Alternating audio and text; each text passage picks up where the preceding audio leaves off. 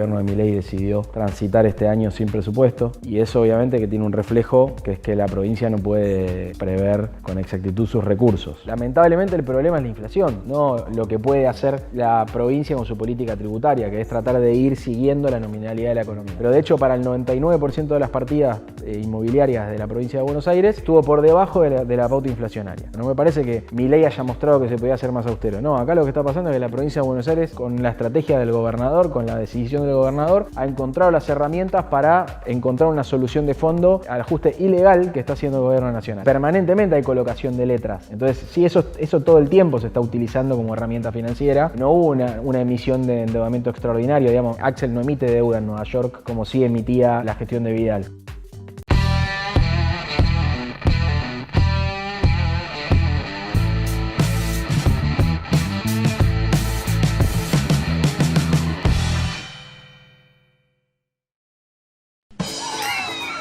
En la provincia de Buenos Aires ya inauguramos 100 nuevos jardines. Seguimos invirtiendo en más y mejor educación. Gobierno de la provincia de Buenos Aires. Cristian Girard, secretario ejecutivo de ARBA, un año difícil arranca para recaudar fondos en la provincia de Buenos Aires. ¿Qué tal? Buenas tardes, gracias por venir. Hola Fabián, muchas gracias por la invitación. Sí, es un año difícil, así lo preveíamos en el mes de diciembre, cuando envió el gobernador el proyecto de ley impositiva en un contexto de total incertidumbre macroeconómica, donde no teníamos pautas del presupuesto nacional, porque el gobierno de Milei decidió transitar este año sin presupuesto, y eso obviamente que tiene un reflejo, que es que la provincia no puede prever con exactitud sus recursos. En paralelo además ya estábamos viendo los efectos de un programa de ajuste ortodoxo, clásico, que arrancó con la superdevaluación de 120%, 118%, ni bien asumido Milei, y un proceso de desregulación y liberación de precios y retiro del Estado en todos los sectores de alta concentración económica que tienen capacidad de trasladar el aumento del precio del dólar a los precios que pagan finalmente los consumidores. Y además, en conjunto con eso, una decisión de acabar con la obra pública y de realizar una licuación, un ajuste brutal del gasto público por medio de la licuación que generaba esa inflación sobre las partidas presupuestarias. En ese contexto, entonces nosotros ¿qué preveíamos? Que iba a ser un año recesivo, hiperrecesivo, una recesión muy profunda, muy violenta, sobre todo en lo vinculado al mercado interno, que es el motor no solo del crecimiento económico, sino también de la recaudación. Entonces, la provincia se financia fundamentalmente de dos grandes maneras, digamos, de los recursos nacionales y los recursos provinciales. De los recursos nacionales, el grueso es la coparticipación federal, que depende de ingresos, de impuestos que están vinculados a la actividad económica, el IVA, el impuesto al cheque, el impuesto a las ganancias. Si hay inflación y hay caída de la actividad, se resiente la recaudación. Y una parte pequeña son las transferencias no automáticas. Y la parte que depende de la recaudación de origen provincial, fundamentalmente ingresos brutos y sellos, que explican más del 80% de la recaudación de la provincia, están atadas al nivel de actividad de la economía. Así que, ¿qué preveíamos? Un año muy duro, muy difícil en términos de recursos financieros para la provincia, de caída de la actividad y por lo tanto de caída de la recaudación.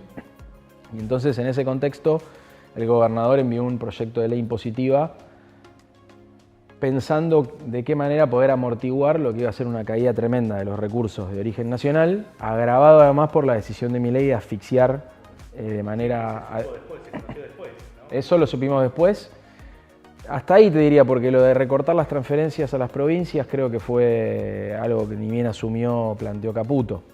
Obra pública y transferencias a las provincias, cero. Ahora, una consulta, digamos, si vos tenés un ingreso se calcula en 800.000 millones de pesos lo que no transfirió la Nación a la provincia en lo que va del año, o un poco más, debe ir más o menos por ahí. Sí. Digo, ¿cómo reemplazás eso? ¿Cómo se reemplaza? Digamos, ¿cómo funciona la provincia sin esos recursos? Mira, equivale casi a un mes de recaudación de la provincia, ese monto, para ponerlo en perspectiva, ¿no? Y la verdad es que, por supuesto, que genera complicaciones, porque la provincia, por ejemplo, si hubiera seguido con la pauta de los 4 años anteriores, estaría acompañando mucho mejor de lo que viene acompañando al empleo público en la provincia de Buenos Aires. Este año tenemos paritarias en todos los meses, hemos llegado al 60 y tanto %, que está en línea con la inflación del año. Claro, pero todos nosotros venimos de 4 años de recomponer el poder adquisitivo de los salarios, que habían caído 20 puntos con la gestión de Vidal y Macri, y obviamente no se logró revertir totalmente esa caída, pero ahora otra vez nuevamente acá... No le pueden ganar, tienen que ir empatando. Y es difícil, te va complicando. También te va complicando en los recursos que tenés para continuar desplegando políticas vinculadas con financiamiento del sector productivo, con el financiamiento de obras públicas, con el sostenimiento de los servicios de asistencia escolar. Todo eso empieza a estar en tensión. Por suerte, la verdad de la gestión, esto te decía, nosotros nos preparamos por un año de dura caída, donde la ley impositiva que envía el gobernador a fin de año prevé ese contexto crítico y busca fuentes de financiamiento alternativos que permitan amortiguar esa caída para sostener las funciones del Estado. El aumento de casi el 200% en los impuestos que son patrimoniales, es decir, urbano, edificado, campo y patentes, ¿alcanza para equiparar lo que no recibió la provincia por las transferencias de Nación? Mirá, yo ahí creo que es interesante la pregunta para desarmar el mito, ¿no? Porque se habla de un impuestazo. Lo primero que hay que decir es que vos tenés que hablar de un aumento de los impuestos o una caída de los impuestos de acuerdo a lo que pase con la inflación. El último registro de inflación interanual del mes de abril, que festejó Milei como un gol, que dio 8,8 abril, anualizado dio 289,4%. Y los aumentos de los impuestos estuvieron en el 99% de los casos por debajo de ese número, con lo cual económicamente está cayendo el impuesto, no subiendo. Digamos, no morimos de nominalidad, decimos los economistas, ¿no? Si aumentó 200%, pero la inflación fue 300%, estás abajo. Lamentablemente el problema es la inflación, no lo que puede hacer la provincia con su política tributaria, que es tratar de ir siguiendo la nominalidad de la economía. Pero de hecho, para el 99% de las partidas inmobiliarias de la provincia de Buenos Aires, estuvo por debajo de la pauta inflacionaria. Entonces ahí no hay un impuestazo, pero además tampoco serviría un impuestazo en la provincia de Buenos Aires porque, como te dije, de la mitad de los recursos que dependen de la provincia, más del 80% es ingresos brutos y sellos. Solamente el 15%. Claro, solo el 15% de la recaudación es la patente y los inmobiliarios. Entonces, aún si duplicara la recaudación impositiva de los impuestos patrimoniales de la provincia, no alcanzaría a compensar esa pérdida de recursos que genera la asfixia por no transferir recursos que le corresponden a la provincia, vinculados a cuestiones no automáticas pero no discrecionales, como el FOFOFI, como el FONID, como el Fondo de Subsidios para Transporte. Pero además, tampoco alcanza para suplir que Nación decidió no hacer obra pública en territorio bonaerense. Esas obras que están paradas también generan impacto en actividad, empleo. Te quiero parar ahí porque esta otra pregunta anterior deriva en la que te voy a hacer ahora.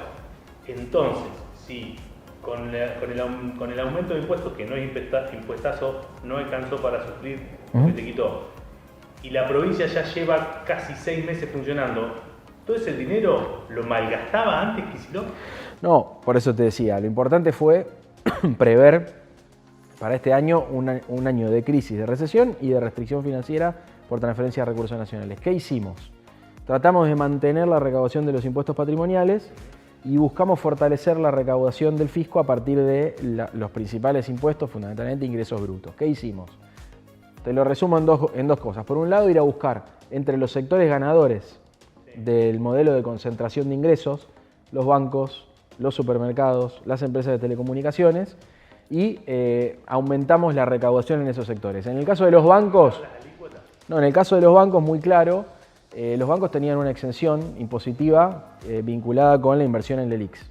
Todo lo que los bancos ganaban por invertir en LELIQs como forma de expresarlo, ¿no? en esos instrumentos financieros que emitía la Nación. Exacto, esa renta financiera no le pagaban a la provincia de Buenos Aires. Bueno, este año que preveíamos que iba a ser difícil, decidimos en la ley impositiva proponer, que la legislatura terminó aprobando, eliminar esa exención. Y eso nos está permitiendo recaudar muchísimo más en lo que va del año de un sector tan concentrado y tan beneficiado de la concentración de ingresos como, como son los bancos. Después, el supermercado... ¿Están bancando el recorte que le hizo Milei? Los bancos están tributando en la provincia de Buenos Aires por algo que antes no estaban tributando y que sí estaban tributando en jurisdicciones comparables como Cava, por ejemplo. Cava eso lo hizo en el marco de la pandemia. Nosotros lo hicimos este año, previendo que iba a ser un año difícil, que no es que una vocación del gobernador de tener una voracidad tributaria, sino bueno, tratar de ver qué es lo que están haciendo jurisdicciones comparables y ponernos en línea. Claro, también hubo un adelanto que pidieron a las grandes contribuyentes. Bueno, ahí iba. Los bancos, los supermercados que detectamos en una fiscalización que hizo ARBA, en un programa de fiscalización, detectamos que en el marco de un programa de Vidal para blanquear la cadena cárnica, se había creado una actividad que le permitía a los supermercados pagar ingresos brutos 2,5 en lugar de 5%, como si fueran carnicerías de barrio. Bueno, ¿qué hicimos? En esta ley eliminamos esa actividad del nomenclador, los supermercados tienen que pagar el doble de lo que venían pagando ingresos brutos por venta de carne. ¿Fueron muchos supermercados de la provincia por eso? No, ninguno, cero. Probablemente si alguno se va a ir es porque no tiene ventas y eso va a ocurrir por la crisis económica, no por esa alícuota de carnes. Y lo otro fue las empresas de telecomunicaciones que también estaban debajo del techo del pacto fiscal. A eso hay que agregarle otra decisión que se tomó y se impulsó en la ley impositiva, que fue la posibilidad de que la provincia de Buenos Aires pudiera cobrar un anticipo de ingresos brutos a las empresas más grandes de la provincia y que actuaran en sectores concentrados. Fueron 220 empresas.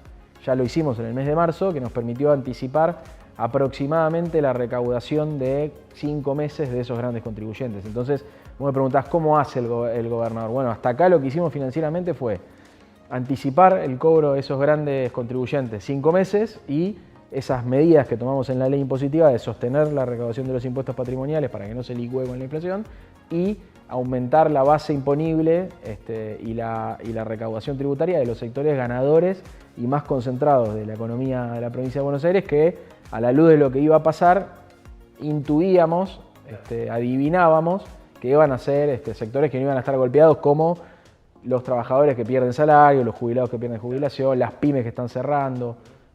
Cristian, y digamos, visto este primer tránsito dificilísimo por 5 meses, sin esos recursos que unos los llaman discrecionales, otros son todos recursos que están en leyes discrecionales, en todo caso que les pregunten a los legisladores lo aprobaron, ¿no? Fondo de incentivo docente, fondo de fortalecimiento fiscal, ¿no? Todo eso. Sí, en realidad los discrecionales son los ATNs y los no discrecionales, pero no automáticos, son los que no son coparticipables. Por ejemplo, si Nación y provincia se ponen de acuerdo en lo del FOFOFI, por ejemplo, bueno, entonces Nación se compromete a transferirle a la provincia una compensación para invertir. Fortalecimiento fiscal. Exactamente, para invertir en seguridad, que fue en el momento que fue el conflicto con la policía bonaerense, para garantizar que cobren los policías igual que la Policía Federal. Lo mismo pasa con el FONID, que es parte del salario docente. Digamos, no es que es una decisión arbitraria del gobierno nacional transferir ese dinero. Son acuerdos, hay que respetarlo porque es una ley entre partes y de hecho el gobernador lo que ha impulsado es un reclamo ante la Corte Suprema y entonces lo que tenemos que tener es tiempo hasta que eso se resuelva. Mientras tanto los recursos los conseguimos gracias a la gestión y a lo que incluimos en la ley. Visto este proceso y este tránsito de casi medio año, al final Milei tenía razón. Si le recortabas, lo obligás al gobernador a ser más austero, trabajar mejor, buscar recursos por otro lado. ¿Qué me decís con Que lo que está pasando, como te decía, lo que está pasando es que nosotros tuvimos la suficiente inteligencia para prever que el año iba a ser así, ir a buscar recursos de los sectores concentrados y tener la herramienta del anticipo de ingresos brutos que nos permite financieramente transitar este tiempo hasta que la Corte Suprema resuelva qué va a hacer con esos fondos discrecionales. Bueno, veremos qué va a ocurrir. La vocación del gobernador... Es como gastarse el sueldo del mes que viene, digamos. Bueno, uno cuando reclama ante la justicia... Lo del anticipo, es como gastarse el sueldo en el mes que viene. El anticipo ya lo van devolviendo, es simplemente un anticipo, no es que es extraordinario. Lo anticiparon, lo van recuperando, pero le permite a la provincia contar con esos recursos de manera anticipada, justamente. Lo que pasa es que, claro, vos cuando el gobernador decide acudir ante la Corte Suprema a reclamar que el gobierno nacional está desertando de sus funciones y desconociendo sus compromisos, lo hace sobre la base de considerar que tiene derecho a hacer ese reclamo, es decir, que es un reclamo justo. Y en el mientras tanto, por supuesto que lo que hace Axel es no descargar ni sobre los trabajadores de la provincia, ni sobre los jubilados de la provincia, ni sobre los bonaerenses que necesitan las obras públicas, ese ajuste que Vidal cree que hay que Milei cree que hay que hacer. Bueno, Vidal lo apoya, así que Vidal también cree que hay que hacerlo. Es parecido a lo que hizo ella en la provincia. O sea que yo te diría que no, que todavía no está resuelto ese problema. Mientras tanto, el gobierno nacional apura a los gobernadores a que le sancionen su ley de bases y de esa manera terminar de resolver su ajuste fiscal. La verdad es que está abierto, yo no creo que esté cerrado, no me parece que Milei haya mostrado que se podía hacer más austero. No, acá lo que está pasando es que la provincia de Buenos Aires, con la estrategia del gobernador, con la decisión del gobernador, ha encontrado las herramientas para encontrar una solución de fondo al ajuste ilegal que está haciendo el gobierno nacional. Mientras tanto, tenemos la suerte de tener un gobernador que tiene el coraje, la valentía y la inteligencia de contar con las herramientas para poder hacerlo. Pero digo, en toda esta herramienta, o sea, cuando despliega el menú de herramientas que vos considerás inteligentes, ahí no está el ajuste, no hay ajuste. ¿Hay ajuste en el gasto en la provincia? ¿Hay algún ajuste? Es que si yo te dijera que había algo para ajustar y no había sido ajustado, lo que estaría reconociendo es que había alguna ineficiencia. Y la verdad es que lo que yo creo es que ha estado claro, y así lo consideró la mayor parte de la población de la provincia de Buenos Aires, que Axel se comprometió con ciertas prioridades y cumplió. Por eso lo reeligió con más del 44% el pueblo de la provincia de Buenos Aires. Y tiene un mandato, que es seguir invirtiendo en escuelas. El otro día se inauguró el aula número 1000. 1000 aulas. Son 1000 lugares donde los pibes van a aprender a tomar clases.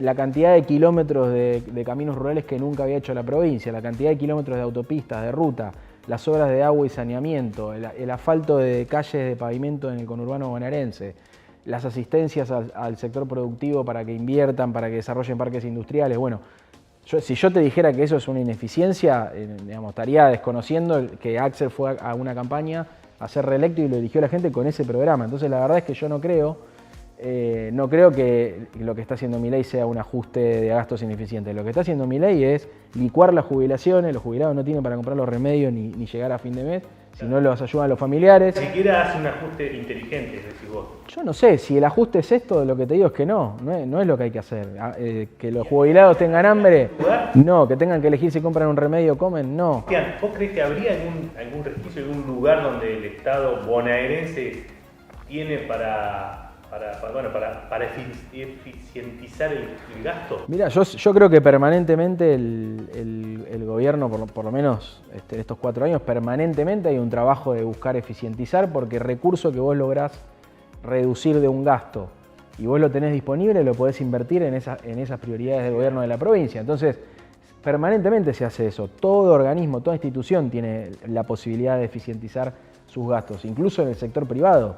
No es una característica específica del Estado, ¿no? O sea, y hay que hacerlo, y está perfecto. Y está perfecto buscar proveedores que cobren menos, bajar los precios de la obra pública, porque de esa manera vos podés hacer más. Entonces, la verdad es que nosotros lo venimos haciendo. Esa es la forma en la que trabajamos. Un gobierno súper austero. Me animo a decirte, debe ser el gobierno de la provincia de Buenos Aires más austero de la historia. ¿Y cómo se mediría eso? Digamos, ¿con qué lo medís? O sea, ¿con qué cosas? Yo no sé. Mirá, podés ver cómo se aplicó el presupuesto de la provincia de Buenos Aires, en qué programas se aplicó el presupuesto de la provincia de Buenos Aires, podés ver cuánto gastó en partidas que tienen que ver con la obra pública, con el financiamiento educativo, con el financiamiento del sistema de salud, y comparar con gobiernos anteriores. Con el de Vidal el contraste es dramático, porque Vidal el 17% del presupuesto lo destinó a pagar intereses de la deuda. ¿Por qué? Porque tenía un programa de achicamiento, y ese achicamiento lo financiaba con endeudamiento externo, y en el marco de la devaluación se le disparó el gasto de intereses. Nosotros reestructuramos la deuda, dijimos nuestras prioridades son la obra pública, los hospitales, la educación. Y si vos vas a ver un análisis del presupuesto, vas a ver eso, un gobierno que gasta de manera más eficiente si lo mirás como un ciudadano. Por supuesto que falta muchísimo para que las cosas estén como queremos nosotros que estén en la provincia de Buenos Aires. Pero también eso depende... ¿Hay alguna cosa que decir muy, digamos, como un modelo de lo que realmente haría falta cambiar, modernizar, optimizar? Mirá, yo creo que lo que pasa es que no depende solamente de la provincia de Buenos Aires, pero me parece que, mirá lo que anuncia como prioridad el gobernador, ¿no? La cantidad de cuadras de asfalto que anunció, el objetivo de 100.000 cuadras de asfalto. La verdad que no puede ser que no tengamos asfaltado el conurbano en un 100%. Es una deuda de la democracia, eso. Ese conurbano crece al calor del proceso de la desindustrialización y las políticas de hábitat. Sin obra pública nacional, ¿de dónde, digamos? Esta era la otra pregunta que te quería hacer yo. ¿Cómo hace, en este contexto donde vos me contaste que hay que optimizar, digamos, que hay que recurrir a cualquier tipo de instrumento y de herramienta, incluso de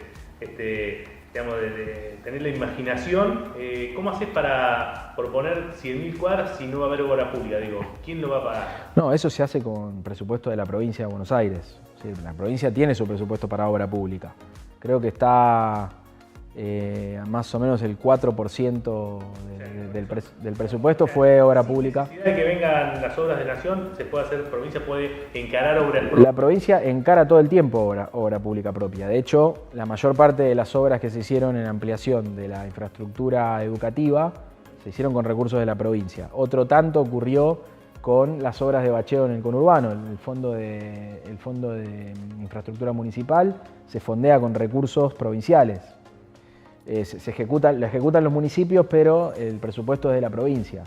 Entonces, hay obra pública en la provincia. Lo que pasa es que las obras de mayor dimensión, el dragado del río Salado, por ejemplo, lo terminó el gobierno de Axel.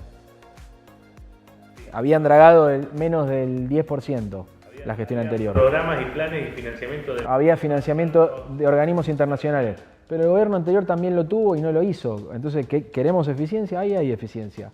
El gobierno anterior tenía el mismo crédito que Axel, Vidal tenía el mismo crédito que Axel. Hizo menos del 10%, nosotros lo terminamos. Axel lo terminó. Eso habla de un gobierno eficiente. Dinero que había, pero que no lo usaban. Por supuesto, eso es la eficiencia también. Tener los recursos, tener la necesidad de la obra. Bueno, hay que hacerlo, hay que gestionar. Eso es gestionar con eficiencia. Lo mismo pasa con las obras de la autopista 6, por ejemplo, acá la Domingo Perón es una obra provincial. Bueno, eso es obra pública que financia la provincia con su presupuesto, no gasta en cosas superfluas, en eso gasta la provincia. Y el problema que tenés es que hay obras de mayor magnitud que dependen de la inversión del gobierno nacional, que son las que Milei decidió discontinuar. Hay una obra muy grande ahí a la altura de Junín, en la ruta 5, no, la 7. ¿Es la 5 o la 7? Creo que es la 5, ¿sí? Bueno, puede ser la 7, pues no es lo mío, pero sí. Hay un tramo que va de Junín. Sí, la Nación. Sí, bueno, esa es la que entiendo falta un tramo ahí, si no me equivoco, pasé hace poco.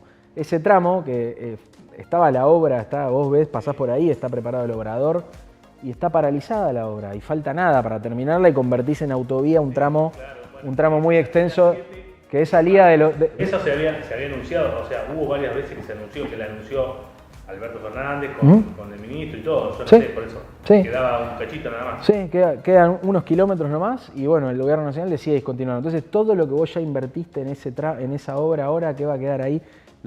¿Cuál es la filosofía del gobierno nacional? Bueno, los vecinos se ponen de acuerdo y financian la obra porque les sirve, pero esa traza no la usan los vecinos que viven ahí, la usan productores agropecuarios, lo usan empresas que transportan mercadería a los centros urbanos de consumo.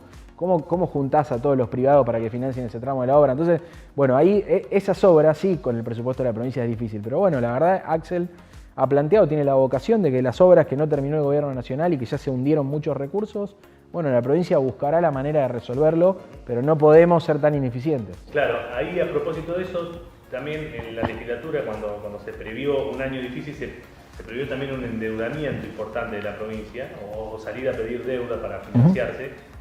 No sé si será para programas especiales o para gastos corrientes, no lo sé, lo dirás vos.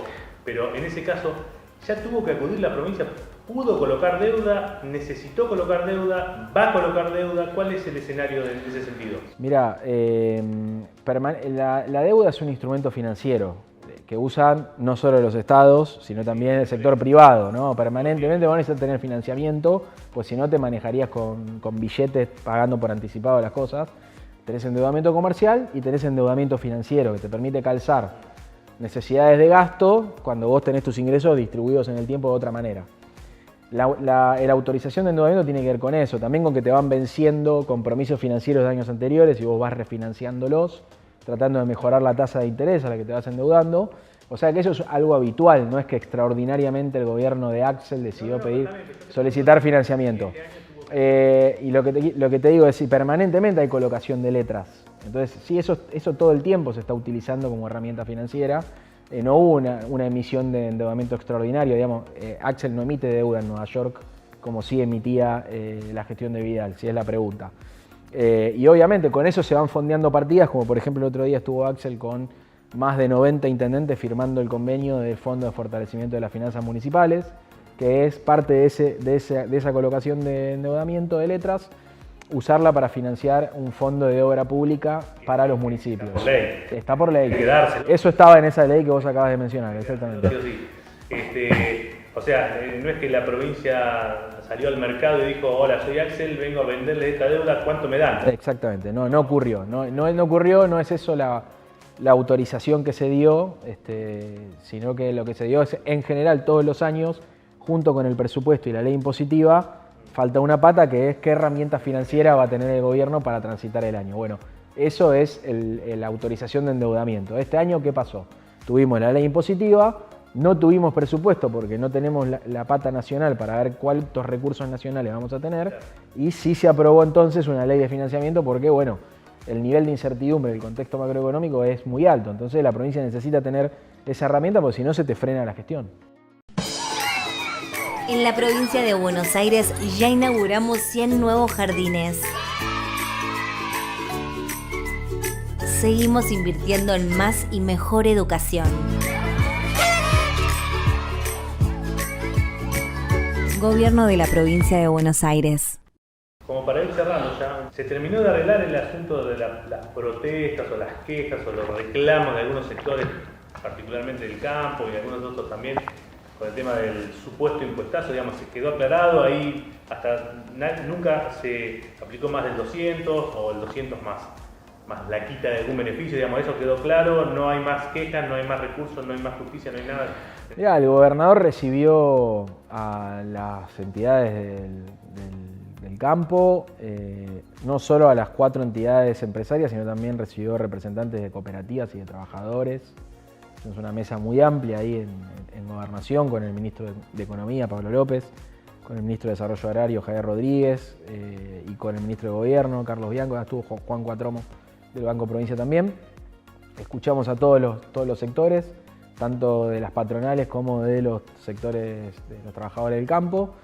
Y después de esa reunión, el gobernador, atendiendo los reclamos, decidió anunciar que no se ajustaba la cuota 2 del impuesto inmobiliario rural, como no se había ajustado la cuota 2 de patente y como no se ajustó la cuota 3 del inmobiliario urbano. Sí, la ley establece que ante cada emisión ARBA tiene que definir un coeficiente de actualización. Eso por el proceso inflacionario, ¿no? ¿O siempre lo hace? No, esta es la primera vez que está incluido en el presupuesto, en virtud de la incertidumbre macroeconómica. Entonces ARBA ante cada cuota tiene que definir cómo va a aplicar ese coeficiente. Hasta acá entonces se decidió no ajustar la cuota 2 de la patente, la cuota 2 del rural, la cuota 3 del inmobiliario urbano, y anunció además en ese marco una batería de créditos para el sector rural, fundamentalmente en virtud de las dificultades que está teniendo la campaña de trigo, que aparentemente viene complicada. Entonces el gobernador, escuchando los planteos del sector, evaluó que eso eran medidas, demandas del sector que iban a ayudar a pasar la crisis. Y la verdad es que no hubo, yo después de eso no vi que hubiera otra vez una andanada de reclamos. Claro, como todo sector defenderá sus intereses siempre, todo sector lo hace. Y ya digamos, por ahí es muy anticipado, ¿no? Pero las próximas cuotas las piensan tocar, la idea sería que ya que no tocamos la 2, en la 4 o en la 3 apliquemos dos coeficientes de aumento, o eso lo verás. No, mirá, eso depende, por eso, la decisión responde exclusivamente al contexto macroeconómico, digamos. La verdad es que es muy difícil prever la dinámica nominal de la economía, porque Milei está diciendo, con el superávit fiscal y el dólar a 1000, y devaluando 2% por mes el oficial, vamos a tener inflación de un dígito de acá a fin de año. Perfecto. ¿Cuáles son las condiciones para que eso se cumpla? Tenés que sostener el superávit fiscal. Cuando vas a ver cómo está hecho el superávit fiscal, no preguntes, es como la morcilla. Tiene de todo adentro. ¿Qué es lo que tiene adentro? Tiene deuda que no le pagó a los productores de energía, tiene despidos, tiene recorte de las jubilaciones. O sea, lo que están haciendo es licuar las jubilaciones. Y tiene recorte absoluto de la obra pública. ¿Es sostenible en el tiempo eso? Por el lado de los ingresos que tenés, impuesto país, como una de las fuentes de recaudación principal, y en el marco de una caída generalizada de los impuestos internos. ¿Cómo se sostiene ese superávit? Con el impuesto país y con esa licuación y ese recorte del gasto público. ¿Es sostenible? Yo creo que no. Y además creo que no es sostenible porque el otro punto, que es tener el dólar planchado, requiere que entren dólares. Una de las condiciones para que entren dólares, dicen ellos, es soltar el cepo. Para soltar el cepo no podés tener impuesto país. Si sacás el impuesto país no tenés el superávit fiscal. Es inconsistente lo que están planteando. Entonces, ¿eso qué quiere decir? ¿Que va a salirles mal? ¿Que va a salirles bien? Que no lo sé. Y que como no lo sé, es imposible saber cuál va a ser la dinámica macroeconómica de acá a fin de año. Puede ser el sendero que dice el gobierno si consigue dólares, vaya uno a saber de dónde, y logra con la ley base tener un plus de ingresos tributarios y de alguna manera recompone las jubilaciones y la cosa va. O no, o eso no pasa, el dólar no lo puede sostener y eso va a generar inflación, no lo sé. Sí, se te dispara, tenés que devaluar. ¿Se te está cayendo mucho la recaudación de ingresos brutos por la actividad económica? ¿Cuánto? Mirá, estamos en una caída de 5 o 6 puntos mensual, o sea, interanual en abril. ¿Desestacionalizado? Sí, el último dato. Abril contra abril del año pasado, tenemos una caída real de entre 5 y 6 puntos.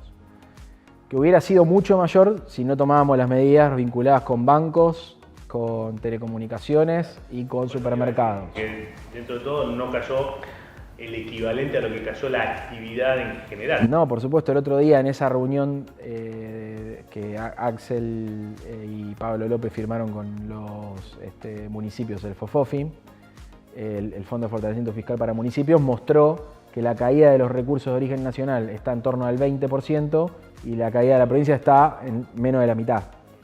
Y eso es el amortiguador, que también es un amortiguador para los municipios, ¿no? Porque la coparticipación que recibe la provincia viene cayendo 20, pero la coparticipación que reciben los municipios de la provincia viene cayendo 11, 10. Claro. Y eso, la provincia manda lo suyo. Eso es porque venimos amortiguando nosotros la caída de los recursos. Ya esta sí la última. Después de todo este debate que hubo sobre el tema 200% patrimoniales y patrimoniales no, ¿hay margen, la provincia tiene margen para seguir teniendo una política fiscal, si querés, más progresiva que impacte más sobre lo patrimonial y menos sobre esto otro que es el consumo, que va a pagar lo mismo la persona que gana 300.000 pesos que el que gana 50 millones, porque eso lo paga con ingresos brutos, es lo mismo? Sí, yo creo que sí, pero que es una discusión que se tiene que dar en el marco del rediseño federal de impuestos. O sea, no puede hacerlo la provincia sola. Me parece que tampoco tenemos que ser, si bien es un objetivo, que la estructura tributaria se asiente mucho más sobre impuestos patrimoniales directos y menos sobre impuestos al consumo en general. Creo que hacerlo en un contexto donde el gobierno nacional decide no mandarte recursos es muy difícil. Realmente sería sobrecargar al sector privado en su capacidad contributiva en términos de impuestos patrimoniales. No creo que estén dadas las condiciones para pasar toda la cuenta a los impuestos patrimoniales. Me parece sí que hay que tener un rediseño general a nivel nacional de la estructura tributaria que queremos tener y cómo administrar el régimen federal de coparticipación. Cuando resolvamos eso, ahí vamos a tener más justicia tributaria, porque vos también tenés que ver la carga tributaria sobre el patrimonio que tiene un bonaerense comparado con un habitante de otra provincia. Si no, los bonaerenses tienen una carga tributaria mayor que... ¿Cómo están ahí en patrimonio? No, en algunas, por ejemplo, nosotros desde que llegamos venimos bajando bastante la carga tributaria sobre las patentes en general, ¿no? Que estaban muy altas cuando llegamos. Y sobre todo en los autos que no son de gama media y alta. Los de gama baja estábamos más caros que Cava, entonces, o más caros que Santa Fe. En la frontera iban y anotaban el auto en otra jurisdicción. Así que eso lo fuimos trabajando, hoy estamos mejor. En los impuestos inmobiliarios, el problema que tiene la provincia de Buenos Aires es que cada 10 años se hace el revalúo, eso se va atrasando. Entonces hay que tener una política de base. Claro, exactamente. Vos vas aplicando el coeficiente de actualización de la base imponible en la ley. La ley establece un coeficiente de actualización de la base imponible todos los años, pero eso se va quedando atrás de la inflación y del dólar. Entonces cada 10 años tenés que volver a ajustar el monto del impuesto. O sea que depende también. Ahí lo que nosotros hicimos fue darle progresividad a la escala y por arriba, yo creo que por arriba los más ricos de la provincia están pagando una carga impositiva más razonable en línea con lo que pueden pagar en otras jurisdicciones de ingreso comparable. Y por abajo creo que fuimos bajando mucho la carga impositiva, sobre todo en los barrios populares, en el conurbano, que si vos comparás lo que pagan hoy de impuesto inmobiliario con lo que pagaban en 2019, están pagando, me animaría a decir que están pagando un 20, un 25% menos en términos reales. O sea, le estamos bajando la carga impositiva a los sectores populares en el impuesto inmobiliario urbano, sobre todo en los conurbanos, no solo en el conurbano acá de Gran Buenos Aires, sino en general en la provincia. Cristian, se nos terminó el tiempo, así que te comprometo para que sobre el cierre del ejercicio fiscal volvamos a charlar para ver cómo nos fue. Cómo no, un gusto, cuando quieras.